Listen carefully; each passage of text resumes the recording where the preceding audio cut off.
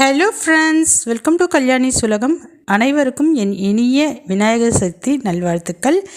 இன்றைக்கி விநாயகர் சதுர்த்திக்கு நான் பிடி கொழுக்கட்டை செஞ்சு படைச்சேங்க. அந்த கொழுக்கட்டையை எப்படி செய்யலான்னு பார்க்கலாம். அதுக்கு முன்னாடி நேத்திக்கே நான் முக்கால்வாசி வேலையை முடித்து வச்சுட்டேன். வீடெல்லாம் துடைச்சிட்டேன், பூஜை பாத்திரம்லாம் தேய்ச்சிட்டேன், எல்லா வேலையுமே முடிச்சிட்டேன். இன்றைக்கி காலையில் நான் எழுந்த உடனே சமையல் வேலைக்கு தாங்க போயிட்டேன். குளிச்சு சுத்தபத்தமாக சமையல் கட்டுக்கு போயிட்டேன். அதுக்கு முன்னாடி என்னுடைய 2 குழந்தைங்களுக்கும் என்னுடைய வீட்டுக்காருக்கும் முன்னாடியே சொல்லிட்டேன். என்னன்னு கேட்டிங்கன்னா, என்னுடைய பெரிய பொண்ணை சமையல் கட்டுக்கு என் கூட அழைச்சிக்கிட்டேன். எனக்கு நீ ஹெல்ப் பண்ணுறதுக்கு வாமான்னு கூப்பிட்டுக்கிட்டேன். என்னுடைய சின்ன மகளை எழுப்பி அவளை குளிக்க வச்சுட்டு, நீ பூஜை பாத்திர வேலையெல்லாம் பார்த்துக்கங்க, நான் தேய்ச்சி வச்சுட்டேன், நீ பொட்டெல்லாம் வச்சு பூவெல்லாம் வச்சு ரெடி பண்ணி கொடுத்துரு அப்படின்னு சொல்லிட்டேன்.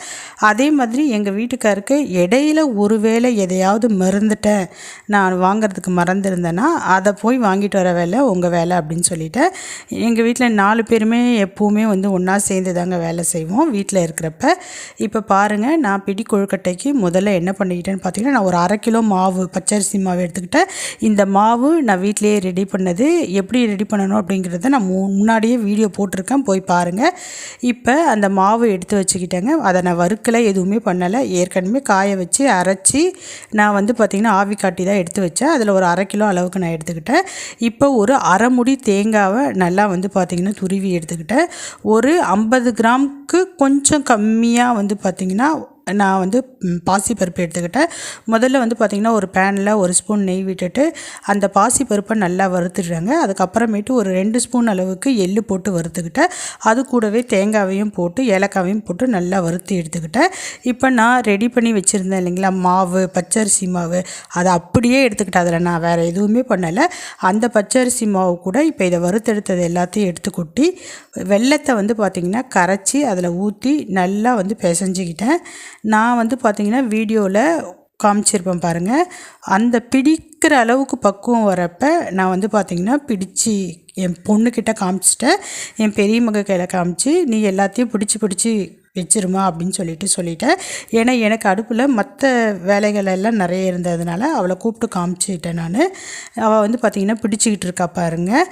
ஒருவேளை நீங்கள் பிடிக்கிறப்ப வெல்லத்தை ஊற்றி நல்லா பதமாக பார்த்து பிசைஞ்சிக்கிங்க.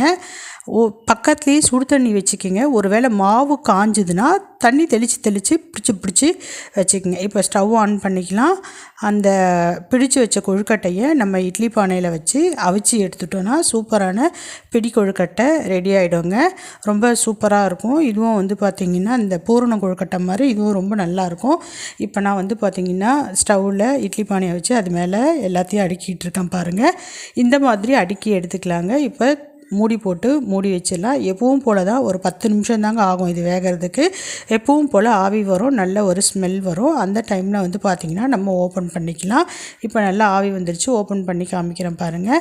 சூப்பராக கொழுக்கட்டையும் பார்த்திங்கன்னா வெந்துருச்சு. உங்களுக்கு ஒரு வேளை டவுட்டாக இருந்ததுன்னா அதை எடுத்து நீங்கள் 2ஆக உடச்சி பார்த்திங்கன்னா நமக்கு தெரிஞ்சிடும். பார்க்குறப்பவே தெரிஞ்சிடும் வெந்திருக்கா இல்லையா அப்படிங்கிறது. ஒரு மாதிரி ஷைனிங்காக இருக்கும், ஸ்மெல் இருக்கும். இப்போ பிடி கொழுக்கட்டை ரெடி ஆகிடுச்சு பாருங்கள். கூடவே பார்த்திங்கன்னா நான் சுண்டலை வச்சுருந்தேன், சக்கரை பொங்கல் செஞ்சுருந்தேன். இதை எல்லாத்தையும் பார்த்திங்கன்னா சாமிக்கு நைவேத்தியமாக வச்சு படைச்சி எடுத்துட்டேங்க. இப்படி தான் பார்த்திங்கன்னா நேத்திக்கே நான் எல்லா வேலையும் செஞ்சதுனால இன்றைக்கி பெருசாக எனக்கு எந்த வேலையும் இல்லை. என் சின்ன பொண்ணும் சொன்ன மாதிரி அழகாக பூஜை அறையில் பார்த்திங்கன்னா அந்த புட்டெல்லாம் வச்சு எண்ணெய் ஊற்றி பூவெல்லாம் வச்சு ரெடி பண்ணி வச்சுருந்தா, இலையெல்லாம் கழுவி வச்சுட்டா பாருங்கள். தேங்காய் இது எல்லாமே ரெடி பண்ணி சூப்பராக வச்சுட்டா. நான் சமையல் பண்ணி படையல் போட்டு விளக்கேற்றி பார்த்திங்கன்னா தீபார்த்தனை காமிச்சு முடிச்சிட்டேன். சூப்பராக விநாயகர் சதுர்த்தியும் முடிஞ்சிருச்சுங்க. எங்கள் வீட்டில் இப்படி தான் போச்சு. இப்படி பிளான் பண்ணி பண்ணிங்கன்னா ஈஸியாக கொண்டாடலாம். ஓகே, பாய்.